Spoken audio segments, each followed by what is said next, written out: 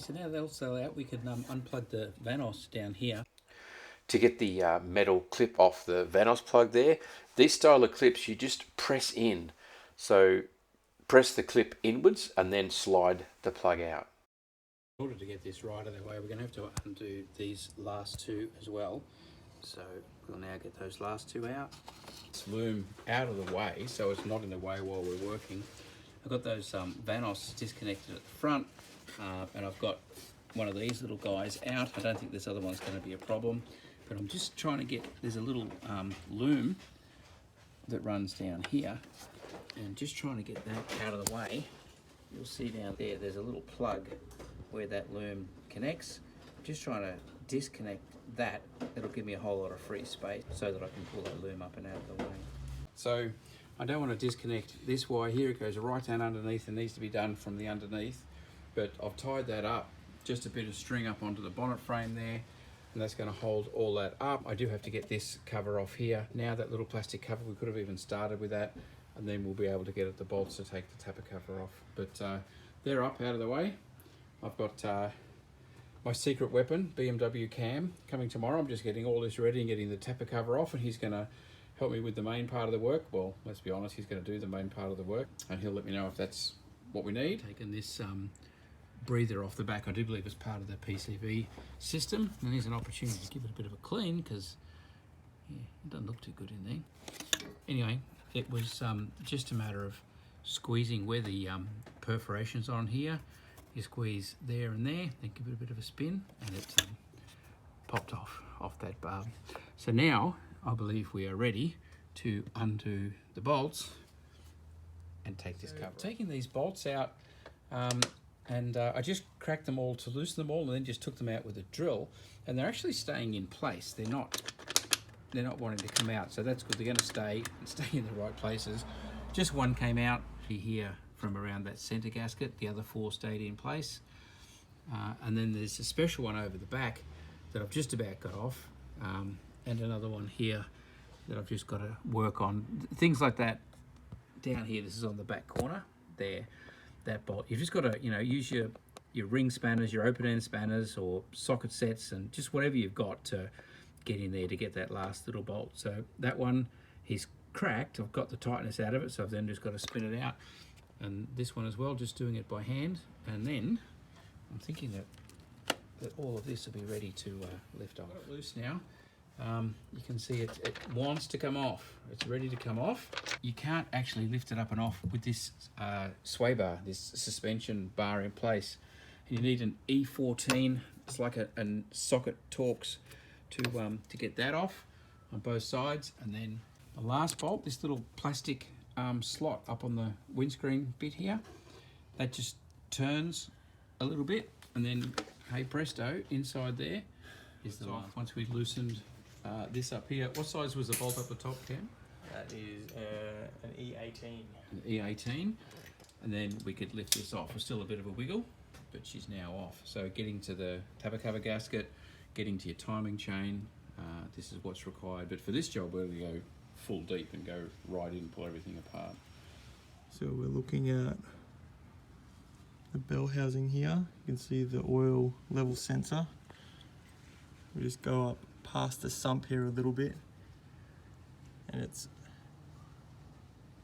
so this is the flywheel, the point where you would lock the flywheel through. There's a little check hole there, just above the sump, so you won't be able to see it when you're looking up in there, but I'm just trying to show here with a mirror the hole that you slide into. Yeah, there'll be a locking tool comes with their kit. This is what the tool looks like. Little L-shaped slide pin, which you'll need to get up in there on that angle above the sump and slide this way into the flywheel, which is behind the bell housing here. If you look at that, it'll be locating in this way and locking into the top dead center hole, which we will need to find as well now. This won't go in straight away because I've only got a rough top dead center. Is this hole here, but you can get it wrong and go into this one. This is obviously going to be sloppy still. This one's going to be tight. So you put a 22mm socket down here on the harmonic balancer, this guy here, and you move it to make sure it's tight and locked in place so that you're locked in top dead center. Try and go back, try and go forward. Yep. Just to make sure it doesn't move at all. If you have a tiny bit of movement, then you're probably in the wrong hole. It should be nil movement. Yep. Make sure you're at top dead center. And you're looking down here, number one, then the piston, you actually see it's quite close. And then, as the instructions said as well, I should have on my inlet cam this little point here is the rollover point. On the other side, it's flat, so you know that you're not 180 out when this part of the cam is slightly rolled over, like so. And plus, if you're 180 out, there would be no hole to lock the crank in. Perfect. If you were setting up all timed up already. Looking on here, we've taken the Valvetronic motor off and just held it. There's a bit of a nut head on the back of this so it doesn't spring as we've taken that out. And the special tool. You will need special tools to do this job. Here at the back of the engine, we also had one to realign the cams when we were finished at the end, and also the pin that went down underneath in the flywheel. So there is a set of special tools you're going to need to be able to complete this job. Has been put in position to hold this here so that this is not going to move. Keep it in position. And we've also cracked the nuts on the front here, getting ready to take these off. The two locking pieces, the special tools that are locking the cams in place, and now the whole motor's locked from the bottom and the cams are locked in place from the top. So now we can start to pull bits off the top. Now down here there's a, what size is that one? Right there, that bolt, and that's the cam chain tensioner, so we've got to loosen that off now. It's about a 27. Yeah, 27. We're going to loosen that off now so that we can get the rest of this out. Yeah. So the adjusters are now off after we've taken the tension off the cam chain, and we've had to lessen off this spring, this one here over the back. We've had to hook a strap on that and lessen that tension off. And there's this as well, oil feed line. Yeah, the oil feed line down here. It's 11mm. I've unbolted and just pushed it back a bit. Basically just trying to clear a space to be able to move our whole centric shaft bracket assembly to pull that off of top of your two main cams, inlet and exhaust cams, which I've just taken E8 bolt that was holding our tensioner guide in place.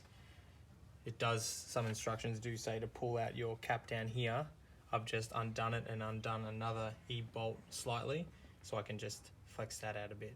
Mm-hmm. Some instructions will say pull this whole guide out, but I'm just leaving it in because I can see that I have the clearance to pull that off. Bolts. Yeah, I shouldn't need to go and do too much extra, and then at least the chain's got something to hang on there. It's not gonna drop down into the engine. Perfect. What do we check to see if this is worn and the cam chain needs replacing or whatever? Generally, if your chain had overly stretched your tension, I wouldn't be doing much. If I pulled that off and hadn't touched anything yet and gave that chain a bit of a pull and I had tension in it, you would see why you'd have a bit of slack, and then you could tell you were stretching. Another indicator is a noise. Like if you were well worn through these brackets, you can see these guides generally will look a bit more like that. Okay. You can see a point where this one isn't being touched. This one's got grooves put into it. So this one's getting on, but not enough to deem to get rid of. Yeah, I know when it was all tight and on, there was no play in that. It was not even a millimetre. It was quite tight. But yeah, I wouldn't see any real reason to replace these.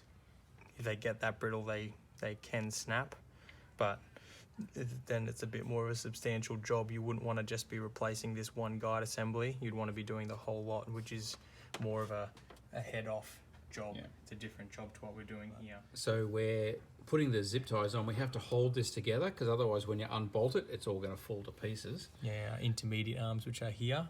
Intermediate arms which roll between the cam and the valves down the bottom here.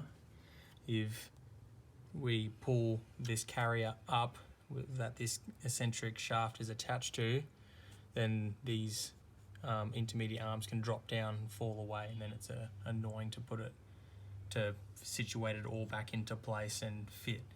Because if you think about it, if you had them all off individually while you're putting this full bracket down, you'd need about, I don't know, 8 people each hold someone holding them all in places while you're putting it down into place. Yeah. This way we just avoid that. We're holding it all up in together, and then we can just bolt it back down. So you're going around the cam and that roll. Is there anything else you're holding? Yeah, so the eccentric lobe goes down between the intermediate arm.